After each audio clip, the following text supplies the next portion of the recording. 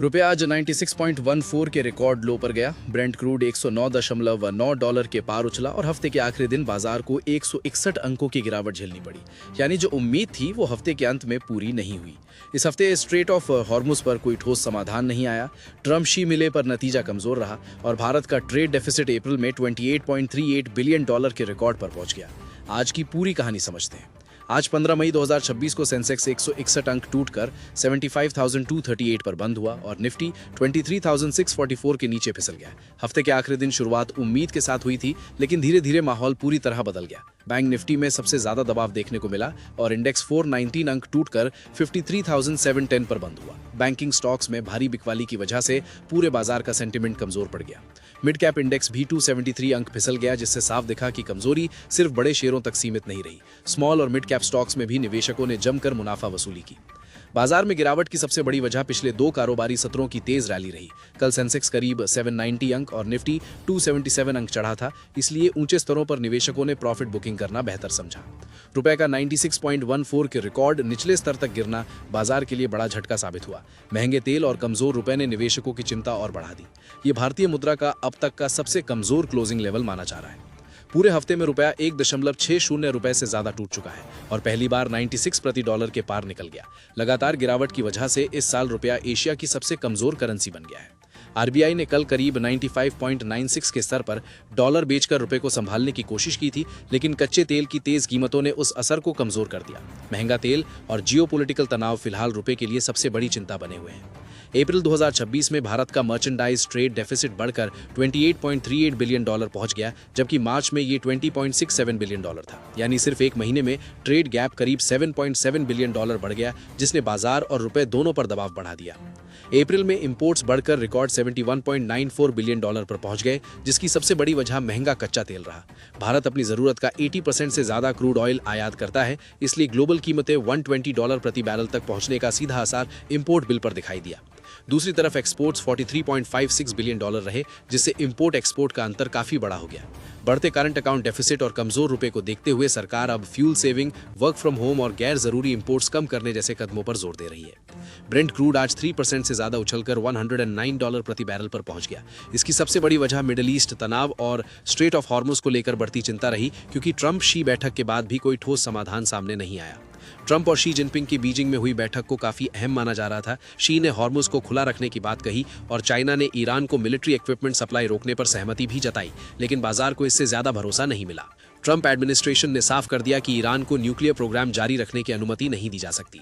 यानी फिलहाल America Iran तनाव कम होने की संभावना कमजोर दिख रही है और जियोपॉलिटिकल रिस्क अभी भी ऊंचा बना हुआ है। तनाव और बढ़ गया जब ईरानी अथॉरिटीज ने यूएई के पास एक जहाज जब्त कर लिया, जबकि ओमान के समुद्री इलाके में अफ्रीका से यूएई जा रहा एक भारतीय कार्गो शिप भी डूब गया। इन घटनाओं ने ग्लोबल सप्लाई और शिपिंग को लेकर डर और बढ़ा दिया। ग्लोबल बाजारों में इसका असर तुरंत दिखाई दिया। डाउ फ्यूचर्स करीब 0.7% टूटे, नैस्डैक फ्यूचर्स में 400 अंकों की गिरावट आई, जबकि जापान का निक्कई, साउथ कोरिया का कोस्पी और हांगकांग का हैंगसेंग भी दबाव में रहे। तेल कीमतों में तेजी का असर भारत पर भी दिखने लगा है। अप्रैल 2026 में भारत का रूस से तेल आयात करीब 15% घटकर 4.5 बिलियन डॉलर रह गया, जबकि मार्च में ये 5.3 बिलियन डॉलर था। इसके बावजूद भारत अब भी रूस से तेल खरीदने वाला दुनिया का दूसरा सबसे बड़ा देश बना हुआ है। इस गिरावट की बड़ी वजह नयारा एनर्जी का वाडिनार रिफाइनरी का मेंटेनेंस शटडाउन रहा। ये रिफाइनरी मुख्य रूप से रूसी तेल पर निर्भर है, जबकि विशाखापट्टनम रिफाइनरी और एमआरपीएल ने फिर से रूसी तेल की खरीद बढ़ानी शुरू कर दी है।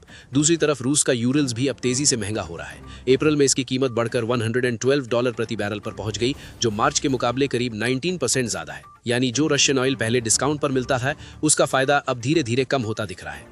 अब बाजार की नजर 16 मई की अमेरिकी डेडलाइन पर है। अगर रशिया से ऑयल खरीद पर दी गई छूट आगे नहीं बढ़ी, तो इंडियन रिफाइनरीज के लिए रशियन तेल खरीदना मुश्किल हो सकता है और इसका सीधा असर मंडे को भारतीय बाजार और तेल कंपनियों के सेंटीमेंट पर दिख सकता है। मेटल सेक्टर आज बाजार का सबसे कमजोर हिस्सा रहा। हिंडाल्को और टाटा स्टील जैसे बड़े शेयरों में भारी बिकवाली देखने को मिली, क्योंकि ग्लोबल ट्रेड अनसर्टेनिटी और चीन की कमजोर डिमांड को लेकर चिंता लगातार बढ़ रही है। दूसरी तरफ आईटी सेक्टर ने बाजार को कुछ राहत दी। लगातार 4 दिनों की गिरावट के बाद आईटी स्टॉक्स में खरीदारी लौटी और एम्फेसिस को छोड़कर लगभग सभी बड़े आईटी शेयर बढ़त के साथ बंद हुए। आईटी सेक्टर की इस रिकवरी की बड़ी वजह कमजोर रुपया रहा। डॉलर के मुकाबले रुपए के 95.97 तक गिरने से आईटी एक्सपोर्टर्स की डॉलर अर्निंग्स रूपी टर्म्स में बढ़ती हैं, जो इन्फोसिस, टीसीएस और एचसीएल टेक जैसी कंपनियों के लिए सकारात्मक माना जाता है। आज ग्लोबल कमोडिटी मार्केट में चांदी में भारी उथल-पुथल देखने को मिली। थाईलैंड फ्यूचर्स एक्सचेंज को सिल्वर फ्यूचर्स ट्रेडिंग पर अस्थायी रोक लगानी पड़ी क्योंकि तेज गिरावट के चलते बाजार में पैनिक सेलिंग और वॉलेटिलिटी काफी बढ़ गई थी। इसका असर भारत में भी दिखा, जहां एमसीएक्स पर चांदी 9,000 से 10,000 रुपए प्रति किलो तक टूट गई। कुछ ही घंटों में निवेशकों को बड़ा नुकसान हुआ और कई ट्रेडर्स लगातार अपनी रिस्क एक्सपोजर कम करते दिखाई दिए। इस गिरावट की बड़ी वजह मजबूत डॉलर और यूएस बॉन्ड यील्ड्स में तेजी रही। इसके साथ ही इलेक्ट्रॉनिक्स, सोलर और ऑटो सेक्टर में डिमांड कमजोर पड़ने की चिंता ने सिल्वर पर डबल प्रेशर बना दिया, क्योंकि ये सिर्फ प्रेशियस मेटल नहीं बल्कि इंडस्ट्रियल मेटल भी है। पीएम मोदी की यूएई यात्रा भले ही छोटी रही, लेकिन कई बड़े समझौते हुए। दोनों देशों के बीच strategic defence partnership, LPG supply agreement, strategic petroleum reserve deal और गुजरात के वदिनार में शिप रिपेयर क्लस्टर जैसे अहम करार हुए। यूएई ने भारत में $5 बिलियन निवेश का भी ऐलान किया है, जिसमें इंफ्रास्ट्रक्चर के साथ आरबीएल बैंक और सम्मान कैपिटल भी शामिल है। इससे बैंकिंग, फाइनेंशियल और लॉजिस्टिक्स सेक्टर पर बाजार की नजर बनी रह सकती है। यूएई भारत के लिए बेहद अहम एनर्जी पार्टनर है, क्योंकि भारत अपने क्रूड ऑयल का करीब 11% और एलपीजी का लगभग 40% यूएई से आयात करता है। ओपेक प्लस से बाहर आने के बाद यूएई अब भारत के साथ ज्यादा फ्लेक्सिबल बायलैटरल एनर्जी डील्स कर सकता है। स्ट्रेटेजिक पेट्रोलियम रिजर्व डील को एनर्जी सिक्योरिटी के लिहाज से काफी महत्वपूर्ण माना जा रहा है। इसका मतलब यह है कि अगर भविष्य में स्ट्रेट ऑफ हॉर्मुज जैसी कोई बड़ी सप्लाई बाधा आती है, तो भारत के पास अतिरिक्त तेल भंडारण का सुरक्षा कवच रहेगा। India US bilateral trade agreement को लेकर बातचीत तेज हो रही है। कॉमर्स सेक्रेटरी राजेश अग्रवाल के मुताबिक अगले महीने अमेरिकी प्रतिनिधिमंडल भारत आ सकता है, जहां दोनों देशों के बीच ट्रेड डील को जुलाई डेडलाइन से पहले आगे बढ़ाने पर चर्चा होगी। टाटा मोटर्स के शेयर 5% से ज्यादा चढ़े, क्योंकि पैसेंजर व्हीकल बिजनेस के Q4 नतीजे उम्मीद से बेहतर रहे। कंपनी का पीवी रेवेन्यू करीब 49% बढ़ा। वित्त वर्ष 2026 में रिकॉर्ड 6.4 लाख यूनिट्स की बिक्री हुई और ईवी सेगमेंट में 43% ग्रोथ के साथ 40% मार्केट शेयर बना रहा। यूनाइटेड स्पिरिट्स में करीब 4% की तेजी देखने को मिली। कंपनी का Q4 प्रॉफिट 28% बढ़ा और 12 रुपए प्रति शेयर डिविडेंड का ऐलान किया गया, जिससे कमजोर बाजार में भी निवेशकों का भरोसा मजबूत बना रहा। सोलर इंडस्ट्रीज इंडिया ने शानदार Q4 नतीजों के साथ बाजार को चौंका दिया। कंपनी का प्रॉफिट 70% बढ़कर 548 करोड़ रुपए पहुंच गया। EBITDA 53% बढ़ा और डिफेंस कारोबार के दम पर वित्त वर्ष 2027 में 42% रेवेन्यू ग्रोथ गाइडेंस दी गई। शैडोफैक्स टेक्नोलॉजीज के शेयर्स में 10% से ज्यादा की तेजी रही। कंपनी का Q4 रेवेन्यू 73.6% बढ़कर 1237 करोड़ रुपए पहुंच गया, जहां क्विक कॉमर्स और एक्सप्रेस डिलीवरी बिजनेस ने ग्रोथ को मजबूत बनाए रखा। SJVN लिमिटेड का Q4 रेवेन्यू बढ़कर 1496 करोड़ रुपए पहुंच गया, जो पिछले साल 504 करोड़ रुपए था।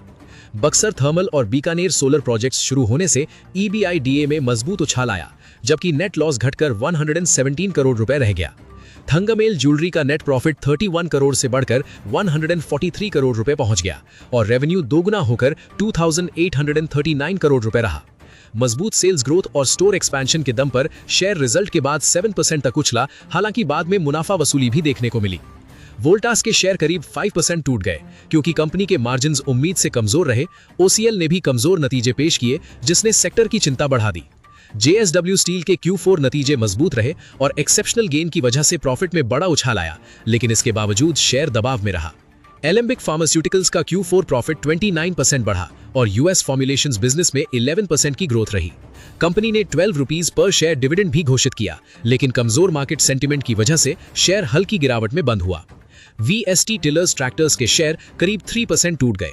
कंपनी का नेट प्रॉफिट 80% गिरकर 5 करोड़ रुपए रह गया, क्योंकि इन्वेस्टमेंट्स पर 33 करोड़ रुपए से ज्यादा का फेयर वैल्यू लॉस हुआ। हालांकि रेवेन्यू 9% बढ़ा और 25 रुपीस पर शेयर डिविडेंड का ऐलान भी किया गया। NBCC इंडिया लिमिटेड को इंडियन ओवरसीज बैंक और हेल्थ मिनिस्ट्री से 52 करोड़ रुपए के नए वर्क ऑर्डर्स मिले, लेकिन ब्रॉडर मार्केट प्रेशर की वजह से शेयर करीब 1.6% गिरकर 93 रुपीस 94 पैसा पर बंद हुआ। केन्स टेक्नोलॉजी में कमजोरी लगातार बनी रही। कल शेयर करीब 19% टूटा था और आज भी दबाव में रहा, क्योंकि गाइडेंस मिस, मार्जिन कॉन्ट्रैक्शन और JP मॉर्गन द्वारा एस्टिमेट्स घटाने से निवेशकों का सेंटिमेंट कमजोर पड़ा। क्यूपिड लिमिटेड का शेयर पिछले एक साल में 620% और 3 साल में 4500% से ज्यादा चढ़ चुका है। कंपनी एफएमसीजी और डायग्नोस्टिक्स बिजनेस में तेजी से विस्तार कर रही है, लेकिन 197 के ऊंचे ट्रेलिंग पीई के चलते एक्सपर्ट्स नई खरीदारी में सावधानी बरतने की सलाह दे रहे हैं। सीएनबीसी के मुताबिक सरकार फॉरेन ट्रैवल पर टेम्पररी सेस या सरचार्ज लगाने पर विचार कर रही है। वेस्ट एशिया तनाव, महंगे क्रूड ऑयल और बढ़ते इंपोर्ट बिल के दबाव के बीच सरकार अतिरिक्त रेवेन्यू जुटाने के नए विकल्प तलाश रही है। अगर यह प्रस्ताव लागू होता है तो विदेश यात्रा महंगी हो सकती है, जिसका असर holiday travellers, business travellers, students और मेडिकल टूरिज्म पर पड़ सकता है। वहीं एयरलाइंस, ट्रैवल कंपनीज और इंटरनेशनल टूर ऑपरेटर्स पर भी दबाव बढ़ने की आशंका है। फिलहाल यह सिर्फ चर्चा के स्तर का प्रस्ताव है और सरकार की तरफ से कोई आधिकारिक पुष्टि नहीं हुई है। माना जा रहा है कि यह टैक्स करीब 1 साल के लिए अस्थायी तौर पर लगाया जा सकता है, ताकि बढ़ती ऑयल प्राइसेस और फिस्कल प्रेशर को संभालने में मदद मिल सके। इसके ऊपर 55.58 करोड़ का एक्सेप्शनल लॉस भी बड़ा झटका साबित हुआ। हालांकि कंपनी ने 3 रुपीस पर शेयर डिविडेंड बरकरार रखा है और 500 करोड़ तक फंड रेजिंग की मंजूरी मांगी है। साथ ही नए सीएफओ की नियुक्ति से मैनेजमेंट स्टेबिलिटी का संकेत भी दिया है। इसी तरह रत्नामनी मेटल्स के नतीजे भी कमजोर रहे। रेवेन्यू और मार्जिन्स में गिरावट के चलते नेट प्रॉफिट लगभग आधा रह गया। हालांकि कंपनी ने 10 रुपीस पर शेयर डिविडेंड घोषित किया है, लेकिन ऑपरेशनल दबाव का असर साफ दिखाई दिया। एनसीसी लिमिटेड के Q4 में भी दबाव दिखा। नेट प्रॉफिट करीब 19% गिरकर 206 करोड़ रह गया। रेवेन्यू थोड़ा बढ़ा, लेकिन एबिडा मार्जिन घटकर 8.8% पर आ गया। हालांकि कंपनी को 1703 करोड़ के नए ऑर्डर्स मिले हैं और 2.20 रुपीस पर शेयर डिविडेंड की सिफारिश भी की गई है, लेकिन शेयर में हल्की कमजोरी देखने को मिली। जैन इरिगेशन के लिए यह तिमाही और ज्यादा चुनौतीपूर्ण रही, क्योंकि कंपनी प्रॉफिट से सीधे लॉस में चली गई। एबिडा में बढ़त के बावजूद एक्सेप्शनल आइटम्स और ग्लोबल अनसर्टेनिटी ने ओवरऑल सेंटिमेंट को काफी कमजोर कर दिया। हिंदुस्तान कॉपर ने इस बार शानदार परफॉर्मेंस दी। नेट प्रॉफिट दोगुना से ज्यादा बढ़कर 444 करोड़ पहुंच गया। रेवेन्यू 58% उछलकर 1156 करोड़ और एबिडा 627 करोड़ रहा। मार्जिन भी 54.3% तक पहुंच गया, जो बहुत मजबूत ऑपरेशनल एफिशिएंसी दिखाता है। कंपनी ने 1.86 रुपीस पर शेयर डिविडेंड घोषित किया है और 500 करोड़ तक बॉन्ड, एनसीडी और क्यूआईपी के जरिए फंड रेजिंग की मंजूरी भी दी है। साथ ही इसका विजन 2030 प्लान भी चर्चा में है, जिसमें प्रोडक्शन कैपेसिटी को कई गुना बढ़ाने का बड़ा लक्ष्य रखा गया है। आईटीसी होटल्स ने भी मजबूत ग्रोथ दिखाई। नेट प्रॉफिट 23% बढ़कर 316 करोड़ और रेवेन्यू 18% बढ़कर 1254 करोड़ रहा। हालांकि फ्यूल कॉस्ट और जियोपॉलिटिकल तनाव की वजह से मार्जिन्स में हल्की गिरावट आई, लेकिन ओवरऑल परफॉर्मेंस पॉजिटिव रही।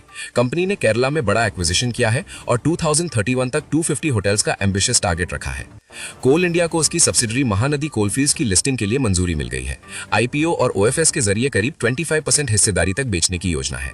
इस खबर के बाद शेयर में हल्की तेजी भी देखने को मिली, क्योंकि बाजार को इससे वैल्यू अनलॉकिंग की उम्मीद है।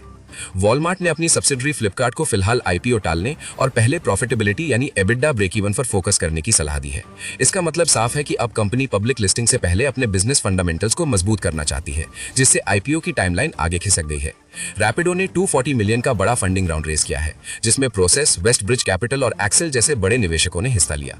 इस फंडिंग का इस्तेमाल कंपनी टियर 2 और टियर 3 सिटीज में एक्सपेंशन, ड्राइवर नेटवर्क मजबूत करने और टेक्नोलॉजी अपग्रेड पर करेगी।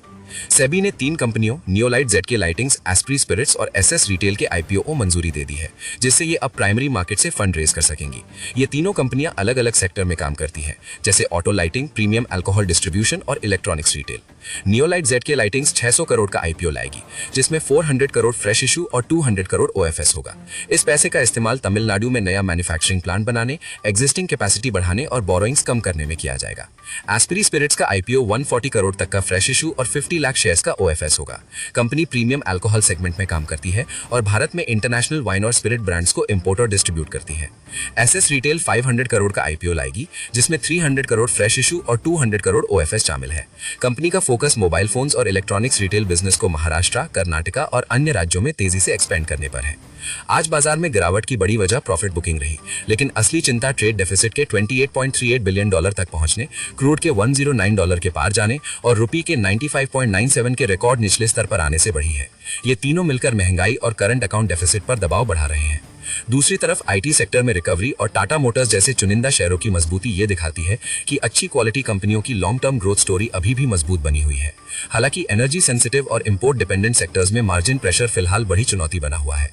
पीएम मोदी की यूएई यात्रा से एनर्जी सिक्योरिटी को मीडियम टर्म में फायदा मिल सकता है, लेकिन शॉर्ट टर्म में स्ट्रेट ऑफ हॉर्मोज संकट और ग्लोबल अनसर्टेनिटी अभी खत्म नहीं हुई है। सिल्वर में ऐतिहासिक वॉलेटिलिटी और रुपये का रिकॉर्ड लोज इसी बढ़ती बेचैनी का संकेत दे रहे हैं।